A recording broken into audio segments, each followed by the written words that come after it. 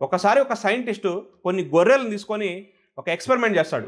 కొన్ని గొర్రెలేమో ఒక గ్రూపు, మరికొన్ని గొర్రెలేమో ఒక గ్రూపు. అంటే మొత్తం 2 గ్రూపులుగా డివైడ్ చేస్తాడు, విభజిస్తాడు. ఒక గుంపు గొర్రెల దిగడ కొంత దూరంలో ఒక నక్కను పెడతాడు. ఆ నక్క దగ్గరకొచ్చి తినలేదు, కానీ ఆ గొర్రెలకు మాత్రం కనబడుతూ ఉంటుంది. అంటే చాలా దూరంలో పెడతాడు. రెండో గుంపు గొర్రెలు మాత్రం చాలా ప్రశాంతమైన మంచి వాతావరణంలో పెడతాడు. ఆ 2 గుంపులు అంటే 2 గ్రూప్స్‌కి సరి సమానంగా ఆహారము, నీళ్లు అన్నీ సమానంగా ఇస్తాడు. కొన్ని రోజుల తర్వాత ఆ నక్క కనిపిస్తూ ఉన్న ఆ గొర్రెల మందలో జంతువులు మాత్రం బరువు తగ్గిపోవడం, వాటి యొక్క ఆరోగ్యం అనేది రోజు రోజుకి క్షీణించిపోతూ ఉంటుంది. మరోవైపు రెండో గుంపు అంటే రెండో గ్రూప్లో ఉన్న గొర్రెలు మాత్రం చాలా ఆరోగ్యంగా, చాలా సంతోషంగా ఉంటాయి. కొన్ని రోజుల తర్వాత ఆ నక్క దగ్గరలో ఉన్న ఆ గొర్రెల గ్రూప్ మొత్తం మానసిక ఒత్తిడితో చనిపోతాయి. ఆ సైంటిస్ట్ రీసెర్చ్ చేస్తాడు, నక్క దగ్గరలో ఉన్న ఆ గొర్రెల గుంపు మొత్తం ఎందుకు చనిపోయిందా అని.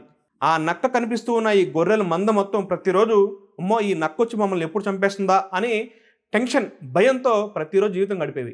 ఆ భయంతోనే జీవితం గడుపుతూ ఆరోగ్యం క్షీణించి చనిపోతాయి.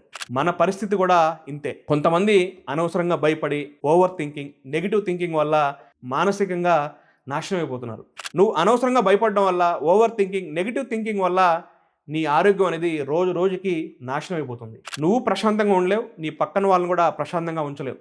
మానసిక ఒత్తిడి అనేది ఎంత ప్రమాదమో దీని ద్వారా మనకు అర్థమవుతుంది.